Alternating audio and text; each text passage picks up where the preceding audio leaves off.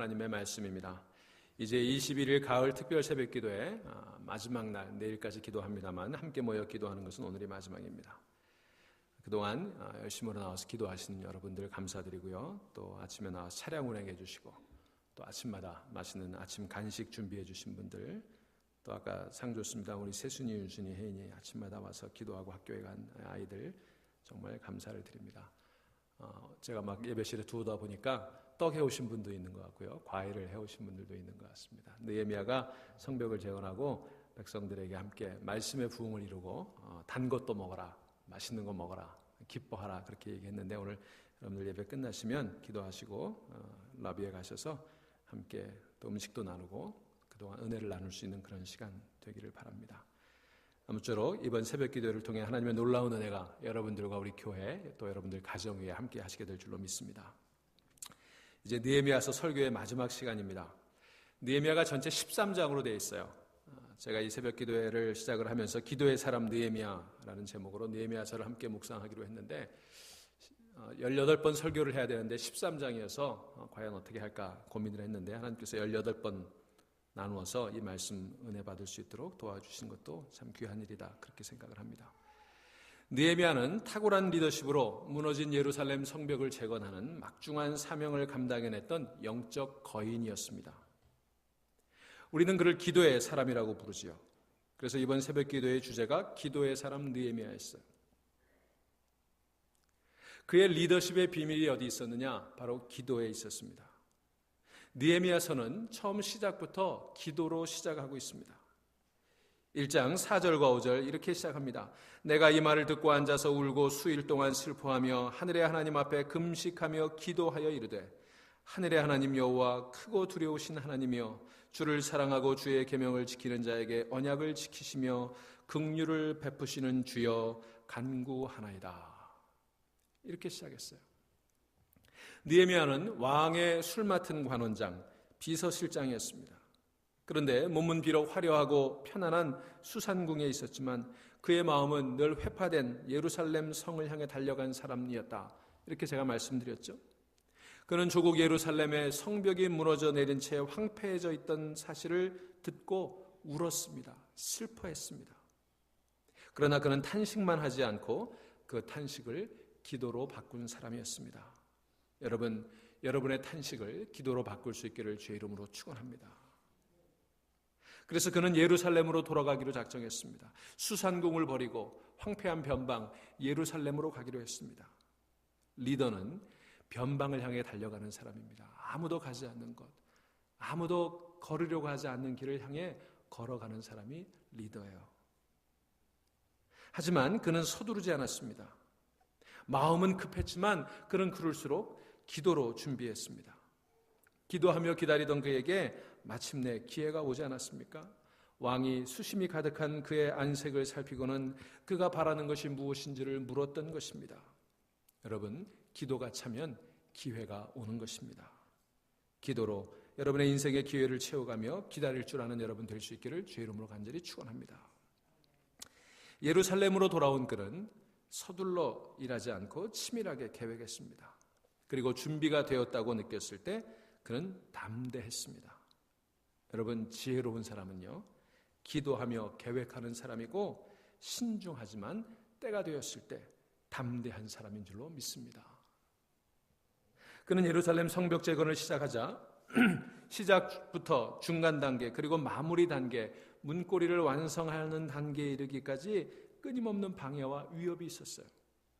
조롱과 위협이 늘 그를 괴롭혔습니다. 그러나 그는 대적들의 그 비웃음을 비전을 붙들고 이겨낸 사람이었습니다.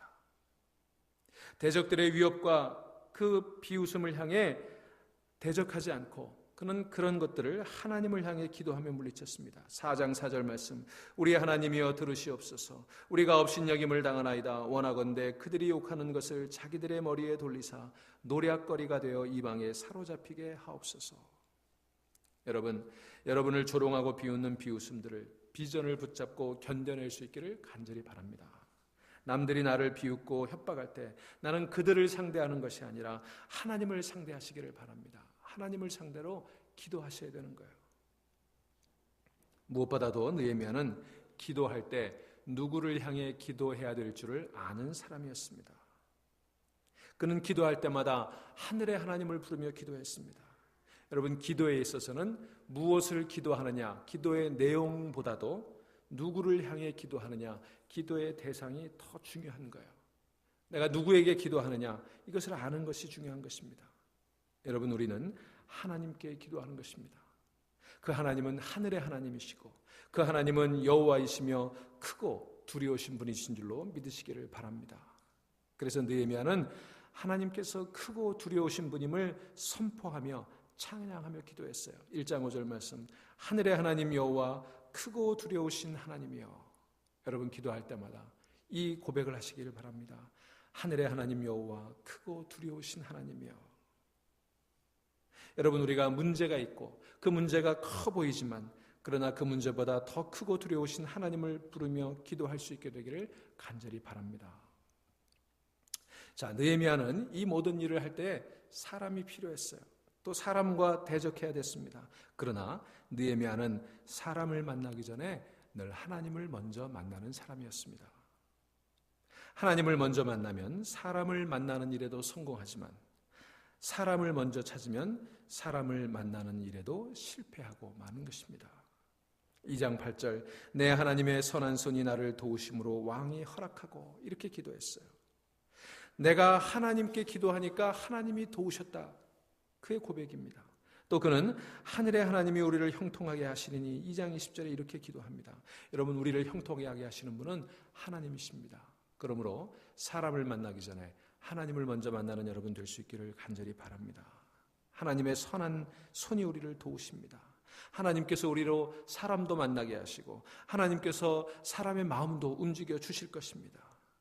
그 하늘의 하나님이 우리를 형통하게 하심을 믿고 그 하나님을 향해 부르짖는 여러분 될 수 있기를 간절히 바랍니다. 우리 교회가 지금 기도하고 있는 일도 사람들을 많이 만나야 돼요. 하지만 그 사람들을 찾아가서 사정하고 부탁하기 전에 우리 하나님께 구하고 하나님께 아뢰고 하나님을 먼저 만나는 기도의 사람들 다 될 수 있기를 간절히 바랍니다. 자, 이처럼 모든 시작부터 기도로 시작하고 모든 과정마다 모든 어려움이 닥칠 때마다 기도로 위기를 돌파했던 느헤미야는 이제 마지막까지 기도하는 일을 게을리하거나 소홀히 하지 않았습니다. 오늘 우리가 13장 마지막 부분을 읽었습니다만 이 13장에 와서도 느헤미야는 계속 기도하는 모습을 보여주고 있어요. 14절 말씀 보실까요?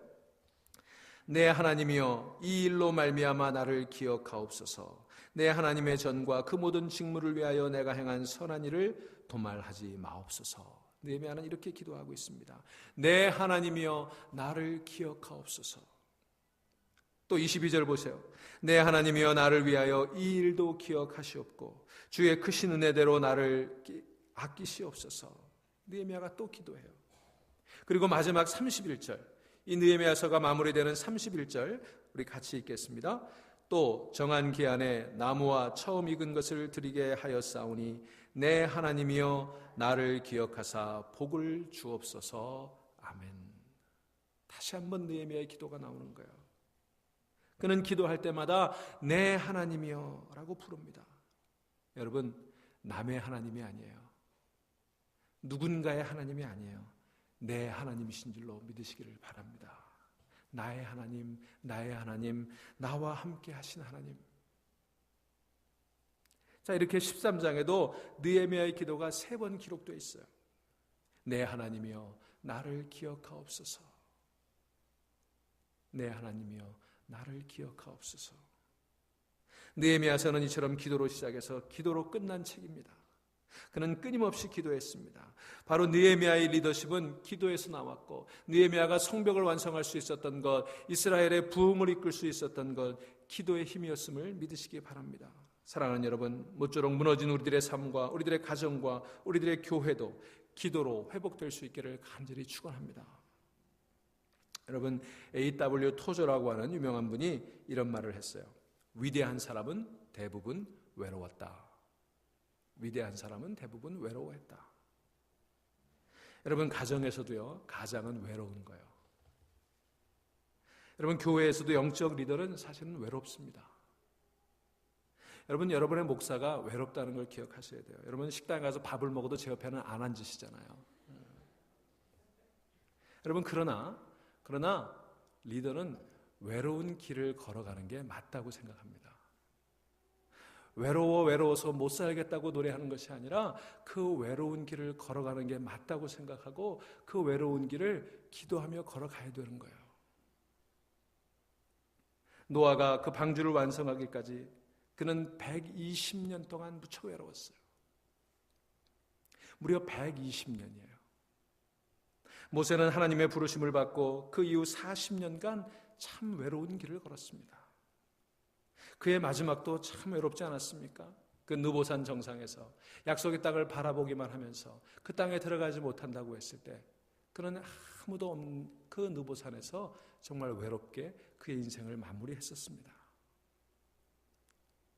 가드에서 도망쳐 나온 다윗은 아둘람 굴로 숨어 들어갔습니다. 시편 142편에 보면 다윗은 동굴 생활의 고독을 탄식했습니다. 내 우편을 살펴보소서. 나를 아는 자도 없고 피난처도 없고 내 영혼을 돌보는 자도 없나이다. 여러분, 실패보다 더 큰 고통은 고독이에요.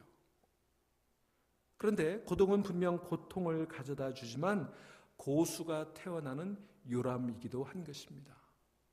고독이 고수가 되는 요람인 거예요.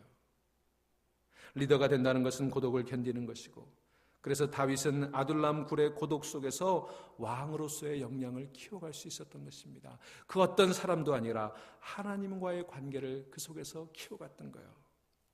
고독이 고수를 만드는 것을 기억하시기를 바랍니다. 엘리야도 고독을 견디지 못해 도망치듯 광야로 나가서 로뎀나무 밑에서 차라리 죽는 게 낫겠다고 하나님께 하소연하지 않았습니까? 사도 바울도 평생 외롭게 고군분투했고 말년에는 로마의 감옥에서 다 떠나버린 그 외로움에 몸서리를 쳐야 했던 것입니다. 우리 예수님도 정말 외로우셨습니다. 여우도 굴이 있고 새들도 둥지가 있는데 인자는 머리둘 곳조차 없다고 하소연하시기도 했습니다. 그렇게 몰려들던 수많은 군중들이 하루아침에 썰물처럼 빠져나갔을 때 제자들을 향해 정말 외롭게 이 한마디 하셨어요. 너희도 떠나가려느냐? 너희도 떠나가려느냐? 마지막 때를 앞두고 예수님은 겟세마네 동산에서 정말 외롭고 처절하게 고통과 싸우며 기도하셨습니다. 여러분, 우리 믿음의 사람들은요, 이 외로운 길을 걸어가는 게 맞아요. 이 죄악된 세상에서 믿음을 지키고 하나님 말씀 붙들고 걸어가는 길, 외로운 길일 수밖에 없는 것입니다. 여러분, 우리가 높은 산에 올라가면 저는 아직 그렇게 높은 산에 올라가 보지 못했습니다만 히말라야의 봉우리들이나 킬리만자로 같은 곳에 올라가면 산소가 희박해져서 숨을 쉬기 어렵다고 그러죠. 지난번에 우리 교회 김신규 지사님 76세 나이에 킬리만자로를 등정하셨어요. 그 다녀온 얘기를 들어보니까 마지막 500m 정도를 가는데요, 걸어가는 게 아니고 한 걸음 뛰고 숨을 쉬고 또 한 발자국 뛰고 또 숨을 대여섯 번 쉬고 그렇게 해서 500m를 가는데 몇 시간이 걸렸다는 거예요. 여러분, 이처럼 높은 산에 오르는 사람은 숨쉬기가 어려워요. 그저 산길 속에서 죽은 짐승의 썩은 고기만을 찾아다니는 하이에나처럼 사는 게 아니라 그 높은 산을 향해 굶어 얼어 죽는 한이 있어도 그 높은 산을 오르는 표범이 되려면 외로울 수밖에 없는 거예요. 여러분, 하나님의 산에 오르려면 숨이 가쁠 수밖에 없습니다. 숨쉬기가 어려워요. 여러분, 책임을 많이 감당하는 사람은요, 숨쉬기 어려운 경우들이 있어요. 여러분, 이민생활 하시면서 아마 그런 시간들 많이 겪으셨으리라고 생각합니다. 숨쉬기가 어려워요. 숨이 막힐 것 같아요. 느헤미야도 성벽을 재건하고 이스라엘의 영적 갱신을 이끌면서 정말 숨쉬기 어려운 상황들, 외롭고 힘든 시간들이 많이 있었을 거라는 거 우리가 이해할 수가 있지 않습니까? 여러분, 큰일을 감당하는 사람은 늘 그런 시간이 있게 마련이에요. 그런데 여러분, 리더는, 하나님의 사람은 공기가 희박한 곳에서 숨을 쉬는 사람입니다. 어떻게 숨을 쉴까요? 네, 하나님이여 나를 기억하옵소서. 이렇게 숨 쉬는 거예요. 여러분, 하나님께 기도하심으로 숨 쉴 수 있는 여러분 되시기를 주의 이름으로 축원합니다. 남북전쟁을 이끌었던 링컨 대통령이 이런 말을 남겼어요. 나는 수없이 무릎을 꿇을 수밖에 없었습니다. 그것 말고는 어디로도 갈 수 없다는 것을 알고 있었기 때문입니다. 여러분, 우리가 갈 곳이라고는 기도의 자리밖에는 없는 것입니다. 우리가 이 이민생활의 고통 속에서 우리가 갈 수 있는 곳, 우리가 달려갈 수 있는 곳, 기도의 자리밖에는 없는 거예요. 우리가 숨 쉴 수 있는 곳, 그 자리밖에는 없습니다. 여러분, 혹시 숨쉬기 힘든 삶의 자리에 있지 않습니까? 오늘 기도하실 때 이 기도를 통해 숨 쉴 수 있는 여러분 되시기를 바랍니다. 하나님이여, 나를 기억하옵소서. 오늘 여기 앉아 계신 가장 여러분, 가장의 자리를 지키느라 많이 힘드시죠? 아내도 자식들도 그 자리가 얼마나 고통스러운지, 얼마나 고독한지 알아주지 않지요. 여러분, 숨쉬기 힘드세요? 이제는 누구도 아버지의 자리를 인정해 주지 않죠. 아버지의 권위를 인정해 주지 않습니다. 여기 계신 우리 주부 여러분, 아내의 자리, 엄마의 자리, 며느리의 자리 지키느라 숨 막히는 시간들 견뎌오셨죠? 참 많이 힘들었습니다. 참 많이 외로웠습니다. 숨이 막혔습니다. 여기 우리 장로님들 교회 리더로 일하시면서 많이 외로우시죠? 담임 목사와 교인들 사이에서 참 외롭고 힘드실 거예요. 숨이 막힐 거예요. 여러분, 근데 그게 맞는 거예요. 그렇게 숨 막히고 숨쉬기 힘들고 외로운 그 길을 걸어가는 게 맞는 거예요. 그러나 여러분, 그 사명 붙들고 걸어갈 때, 외롭고 힘들고 숨쉬기 어려울 때 여러분, 주님 안에서 숨 쉴 수 있게 되기를 간절히 바랍니다. 기도의 자리에서 숨 쉬세요. 내 하나님이여, 나를 기억하옵소서. 이렇게 말입니다. 여러분, 내 하나님이에요. 하늘에 계신 하나님입니다. 크고 두려우신 하나님이십니다. 우리를 기억하시고 우리가 작은 자들을 위해 물 한 모금 베푼 것도 기억하시는 그 하나님이십니다. 여러분, 그 하나님께 기도하며 나를 목조로는 내 인생의 모든 문제들을 대항하시기 바랍니다. 작곡가 베토벤이 이런 말을 남겼어요. 그는 20대에 귀가 멀기 시작해서 50대에는 완전히 귀가 멀어버렸습니다. 그는 저처럼 통풍을 극심하게 앓는 사람이었어요. 온갖 문제들이 그의 숨통을 조여왔습니다. 질병과 가난과 그리고 고독 속에 그는 투쟁했습니다. 그렇게 인생의 문제들이 그의 숨통을 조여올 때 그는 어느 날 피아노 건반을 세차게 내려치며 이렇게 소리질렀습니다. I will take fate by the throat. 내 운명의 목을 졸라버려라. 내 목을 조르는 그 문제들을 내가 맞서겠다는 거예요. 내가 그 문제들을 목 졸라버리겠다는 거예요. 사랑하는 여러분, 여러분을 숨 쉴 수 없도록 목 조르는 그 문제들의 목을 조를 수 있는 여러분 되시기를 바랍니다. 여러분 운명의 목을 조르시기를 바랍니다. 하나님을 향해 부르짖으며 기도로 숨을 쉬고 하나님의 손이 도우실 때 무너진 우리들의 삶의 자리, 무너진 우리들의 믿음의 터전이 회복되고 부흥의 물결을 이룰 수 있다고 믿고 그렇게 기도하시며 그 기도의 자리로 피하시고 그 기도의 자리에서 성숙하시고 그 기도의 동굴에서 그 고독의 동굴에서 곳으로 믿음의 곳으로 거듭나는 여러분 될 수 있기를 주의 이름으로 축원합니다. 여러분, 우리에게는 숨 쉴 수 있는 곳이 있어요. 높은 산을 오르며 숨이 가쁘지만 그러나 하나님을 찬양하며 하나님께 기도하며 하나님의 이름으로 숨 쉬는 것입니다. 지난 21일 동안 우리는 그렇게 숨 쉬었습니다. 새벽마다 내 목을 조르는 그 문제들을 안고 우리 교회의 숨통을 조여오는 그 기도들의 문제들을 안고 우리는 하나님께 부르짖으며 숨 쉬었던 것입니다. 여러분, 이렇게 숨 쉴 수 있게 되기를 바랍니다. 그 기도의 자리에서 아름다운 부흥의 물결이 여러분의 심령에, 여러분의 가정에, 우리 교회에, 그리고 이 땅 구석구석 무너진 터전에서 놀라운 일들이 일어나게 될 줄로 믿습니다. 여러분, 우리가 이 특별 새벽 기도를 처음 시작할 때 우리 교회 앞마당에 큰 고목이 쓰러져 버렸어요. 저는 그때 기도했습니다. 하나님, 우리가 기도하는 동안에 내 인생을 가로막고 있는 그 죽은 고목들이 쓰러지게 하옵소서. 그리고 어젯밤에는요, 밤 11시에 우리 집 앞에 큰 수도 파이프가 터져가지고 뭐 큰 분수처럼 막 물줄기가 쏟아졌어요. 제가 그걸 보면서 기도했어요. 하나님, 기도의 마지막 날 말씀의 은혜, 생명수 같은 은혜가 터지게 하옵소서. 여러분의 인생을 가로막고 있고 우리 교회를 가로막고 있는 무거운 그 큰 고목들이 쓰러지게 될 줄로 믿습니다. 우리 인생의 갈급한 심령 위에, 우리 가정의 갈급한 그 터전 위에, 우리 교회의 갈급한 터전 위에 말씀의 샘이, 은혜의 샘이 터져서 폭포수 같은 그 은혜가 쏟아지게 될 줄로 믿습니다. 그날을 소망하며 숨쉬는, 기도로 숨쉬는 여러분들 될 수 있기를, 부흥의 물결을 타고 올라가는 여러분 될 수 있기를 주의 이름으로 축원합니다. 기도하시겠습니다.